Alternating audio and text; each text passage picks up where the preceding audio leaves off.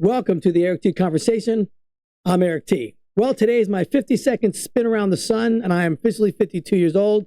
Today is my birthday. Happy birthday to me.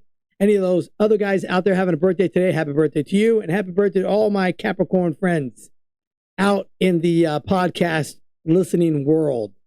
And as a famous Ferris Bueller once said, life moves pretty fast. If you don't take time to look around once in a while, you just might miss it. And that's so true. I remember my father when he was in his 50s, and I feel like I look a lot younger than my dad did at that age. I've even seen pictures of my grandparents when they were like 53 and 54 years old. They look like they're in the mid-80s. So congratulations, generation after me, my children. You're going to look even younger when you're in your 50s. And hopefully that'll continue. So when you are 50 and like 2 or 3 generations from now, you'll look like you're in your 20s. I'm not saying I look like I'm in my 20s, but I feel pretty good. And I don't feel I look like my dad did when he was 50. So that's a compliment right there for myself. Anyway, I started thinking about tips. I had to pick up a pizza on Sunday to go hang out at my buddy's house to go watch football games. And when I went to pick it up, I got the little ticket and I paid for it, and I didn't throw a tip down. And it's one of these things where tipping has gotten excessively out of control. You have to tip everywhere now. Yeah, there's a tip jar outside the tropical smoothie. There's a tip jar outside of Starbucks. Every coffee shop has a tip jar. There's a tip jar at almost every place you go pick up food at. Anywhere. There's a tip jar at the car wash. It's right on the screen. They want you to tip there when you go get your car washed. Tipping is completely out of control. You know where there's not a tip jar? Restaurants like Burger King, McDonald's. I haven't seen a tip jar out of McDonald's. McDonald's been making burgers for almost 65 years or so, and there's never been a tip jar. You know what they do? They make your food, they wrap it up, they put it in a bag, they hand it to you at the drive-thru or at the counter. They come there, they clean up the tables, they wipe stuff down, they throw away the trash. They do all of that, and yet there's no tips for McDonald's workers. Yet the guy at the barista wants $1.50 from you for making a $4 coffee with a machine. It's insane. The guy behind the smoothie counter wants a tip. The guy that makes the pizza that just puts it in a box, hands it to you, wants a tip. I refuse to do that now. No longer tipping. And you need to stop that too. Tipping has gotten way overdone. Here's where you need to tip. You tip the people that serve your food. If you're at a restaurant, it's customary because traditionally when you go to a restaurant workers, waiters, staff like that, they don't get paid full minimum wage. Some restaurants do, but a lot of them don't. So they compensate it by allowing you to have your tips. Yes, I'll tip restaurants all day long. Servers, that's their job. That's why they go become servers, because they can make tip money and hopefully make a little bit extra than you would if you're working $12, $14 an hour. That's it. Now the barbers, I don't know what to do about the barbers. I've been tipping my barber ever since I've been getting my own haircut at like 14 years old. Always throwing a couple of bucks at the barber. But if the barber's the owner, do you still tip the owner or you don't tip the owner? I get a haircut by the barber and she's the owner. I still tip her, but you still do that? So what's the real correct answer on tipping? Do we tip on every single thing somebody does for us? If somebody does a service for us, do we tip them? I had a buddy that was telling me that when he was up north in New York, they'd always tip the garbage man. They tip the mailman. Those people. And I'm like, here in Florida, we don't typically tip our mailman. Now, I guess in the early days, in maybe the 50s, 60s, and 70s, you had the same mailman for 35 years, and maybe you'd give the mailman a little Christmas present because he delivered your mail on time. By the way, that is their job as well. Rain, sleet, snow, right? The mail's supposed to go. So give them a little holiday bonus at the end of the year for doing their job. But I never had to do that. Here we get mailmen are completely different the other day. We got our mail carriers don't even wear uniforms. A lot of them are in just shirts and slacks or jeans or something like that. And it's a different one every other day because they use contract work to deliver the mail now because it's 7 days a week, apparently. So where do we draw the line at tipping? I'm curious. Do you tip for everything? If there's a tip jar, do you feel compelled to do it because there's pressure and they're standing there? I even have to tip Subway sometimes. And once in a while I'll get the change and I'll throw it in a jar. And I always want to make sure they see me do it, right? I want them to see me put it in there because if they're turning their back and I throw $1 in there, they don't see it. So therefore, they don't know if I gave them a tip. So I think I'm just going to stop the extra tipping altogether. Everybody gets a decent wage. I'm not saying you're rich. Now listen, if you're working at a Subway shop and you got a family of 4, a mortgage, 2 car payments, maybe you should rethink your career choices. So those kind of jobs were stepping stones in life. You're not supposed to be making 12, 14 bucks an hour your entire life. You want to make 25, 30 bucks an hour, go to trade school, become an HVAC repair guy, become an electrician. We still need people to work with their hands, right? So those are the guys that make that kind of money, skilled workers. So you're making $12, $14 an hour at Subway, you're doing okay. I don't feel like I need to tip you extra just for that. So drop your comments, tell me what you think about that. I'm ready for some opinions on tipping. Anyway, so a lot of cool things in the news today. California is on fire. Palisades is on fire. It's burning tens of thousands of acres in California. Now, this is what I don't understand. Every single year, California is ablaze.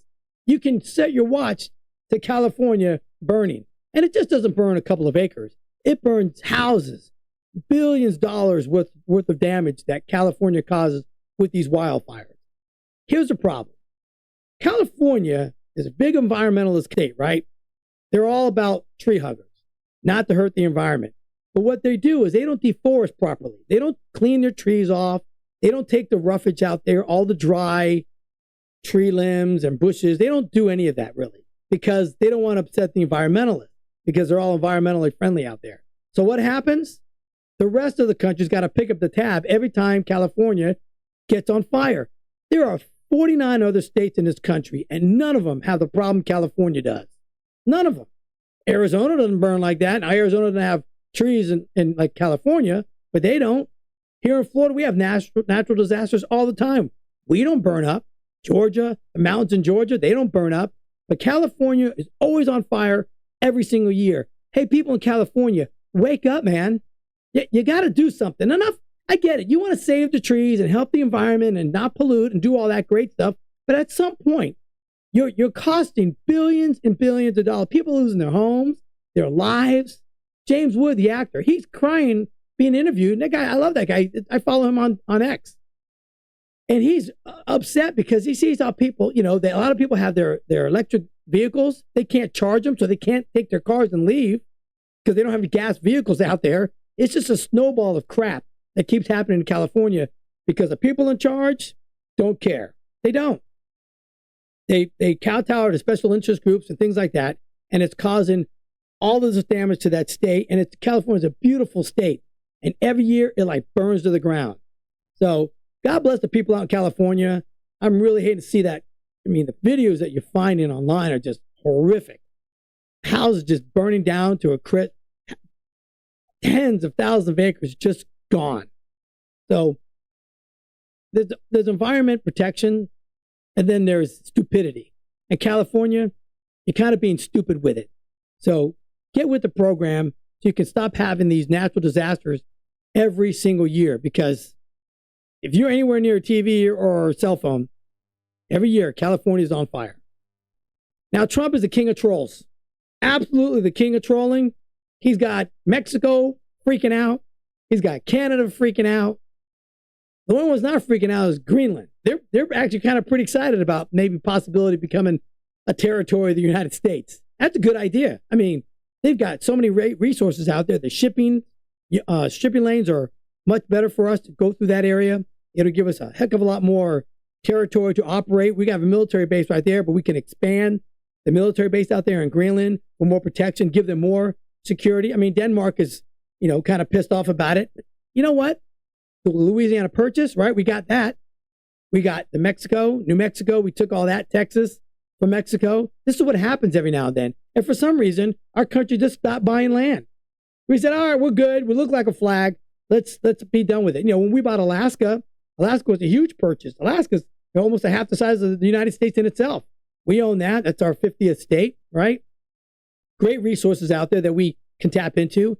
He's doing all this to help United States to be bigger and stronger and more efficient, have more natural resources that we can tap into. That's a good thing. And Canada's freaking out because, we're not going to be the 51st state. Now, look, I don't think you're going to be a 51st state, but Trump is the king of trolling. He was putting up a map that looks like with Canada and the United States all together. Check it out. That's amazing. I mean, that's pretty funny. That's huge. It would be almost the second largest piece of land next to Russia. And then Mexico's all pissed off. They're trying to say, well, we're going to take back part of Texas, part of Arizona. Like, yeah, whatever. Good luck with that. And you got some politicians in Canada that are saying the same thing, that we're going to take California, Seattle. Like, good luck with that. Were they going to come here and strong arm us? On a good day, our Salvation Army could kick their ass. Canada's not going to do nothing. We're going to put tariffs on them, and they'll be like, hey, listen, you can come tap into our oil reserves all you want. Just, put those tariffs down because you're putting us into the ground financially. But Trump is awesome, man. He's trolling them. All they're doing is talking. They can't even see straight. The guy's not even president yet. Look, he's doing it on purpose because it freaks people out. He's like, yeah, I'm going to buy this place. I'm going to buy that place. We're going to put so many tariffs on them. They're going to want to join us. And I get it. Theoretically, it's a great idea. It would make the United States unstoppable. And it's not like we're going to be bullies to everybody, but it'll be better security throughout the world. We can have different militaries in different strategic areas. Imports will be a lot easier to manage through the oceans. It's a pretty good idea. Then Panama Canal, Trump, he's causing all kinds of havoc. I love it. It's awesome. It's great. So hopefully in the next couple of weeks, we got about 12 days left until he takes office. The whole biggest thing is security. So hopefully, this outside inauguration that goes off without a hitch. Let's hope so. And other news that people are freaking out is that the crypto community was spun on its head last night because the CEO of Ripple, who basically owns the XRP cryptocurrency, showed a picture with him, their chief legal officer, Stuart Alderati, and Trump at Mar-a-Lago after they had a wonderful dinner together. So there's a lot of conspiracies going out there, and people are like, oh, well, look at the ship behind Trump and the green candles behind him. Listen, if you're one of those people that are doing that, there's a lot of influencers online in the crypto community world that do this, and they just do it for clicks. And I was going on a rampage last night. I was correcting them because at that picture, there was nothing to see. It's a picture of Trump, Stuart Alderati, and Brad Garlinghouse in front of this portrait of a ship with some candles. Take a look. That's all it was. Nothing nefarious. There are pictures with McCarthy in front of that picture. Dozens and dozens of other politicians, businessmen. I believe it's in the dining room area, so it's a nice place to take a photo. Beautiful background. So that's why they do it. But the ship means this, or the green candles means it's green. Here's the deal. I believe XRP is a cryptocurrency that's going to change the way we do cross-border payments. Lightning fast, extremely cheap, and it's going to go through the roof when cryptocurrency regulation comes through and banks and financial institutions across the world start utilizing the XRP ledger. I believe that with all the research that I have done. That picture tells me, since Ripple and the SEC are in a lawsuit right now, and it's winding down, but the SEC just won't let it go. They're appealing the settlement. So Stuart Alderati, who is the chief legal counsel, was there with Trump and Brad Garlinghouse, which is probably one of the top 5 CEOs in the country right now. This guy's batting 1,000. Very open with everything he talks about, puts out a lot of information. Only thing he's not putting out is the actual price of XRP. So Brad, if you get a hold of this, why don't you let us know? So there's all these conspiracies. So the best thing I took off that picture was they met with Trump. They donated $5 million worth of XRP to Trump's inauguration, which at the time, I think it was over $2. So that's what? Over $10 million worth of XRP. They probably told Trump to hold on to it. Don't spend it. But seeing that photo and knowing what's going on with Ripple and the SEC case lets me know that that case is going to be done. Either day one or a couple of weeks after Trump gets in the office. Because you're not meeting the chief financial officer. You're not meeting the CEO of this company that just donated millions to your inauguration and briefed you on what the XRP ledger will actually do for our $38 trillion of debt. It'll wipe it out. Wipe out our debt by putting it on the ledger. People don't understand that. They don't get it. We'll make the price go to $10,000 for XRP if that actually happens. So meeting them is a big thing. It's a positive thing. But all these conspiracy people out there, oh, the bearable bull put this picture on there with a ship at one time, and this is what the ship means, and it doesn't mean this. It doesn't mean any of that shit, people. It just means these three guys talked about XRP and Ripple and the lawsuit, and Trump probably said, we're going to take care of it. And he's probably going to take care of it. And then banks are going to pile in, and that's what's going to happen. So don't read into a photo that hundreds of people have been stood in front of and taken with the green candles behind it, and they're painting the ship that's behind it. Means absolutely nothing. But the photo itself for the three people, that means a lot. Anyway, that's it for today. I hope you enjoyed it. Let me know if you tip or not. I'm curious what you'd feel about the picking up your food and actually giving tips. So join me next time for a little chit chat, some observation, and some good old fashioned conversation. Thanks. My birthday. It's my birthday. It's my birthday.